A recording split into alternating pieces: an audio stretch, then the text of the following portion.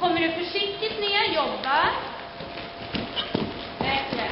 Lite mera jämflykt. Bara sådär fram till X i mitten på ridbanan. Och efter det sätter tillbaka och så rider du skänkelvikning ut till M. Tillbaka, räcker. Och så rider du skänkelvikning. Bra, fånga upp på höger. Ja, lätt i handen. Bra, räcker så. Du behöver inte komma precis ända ut om det känns.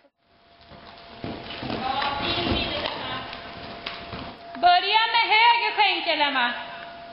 Bra, och så rider du rakt. Räcker. Och så lätt i handen och så rider du till vänster. Och så lätt och rider rakt fram. Och så fattar du. Ja. Snygg, va? Ja, bra. Berömma nu. Även om det inte blev exakt som du hade tänkt, Emma.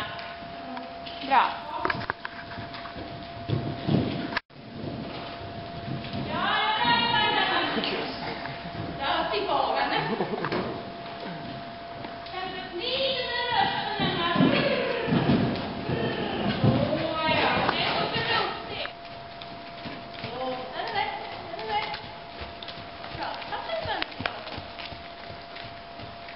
Sitta upp. Ha på bakbenen. Ställer höger. Ja, ha lite högerställer. Bra. Bra. Och bryter av igen. Och direkt vänder du rätt upp. Trav. Precis. Ja, fortsätt. Fortsätt. Så han lär sig att det liksom kommer hända saker. Han måste lyssna. Bra. Lugnt. Framåt, ja. Och så fattar du igen. Bra, duktigt.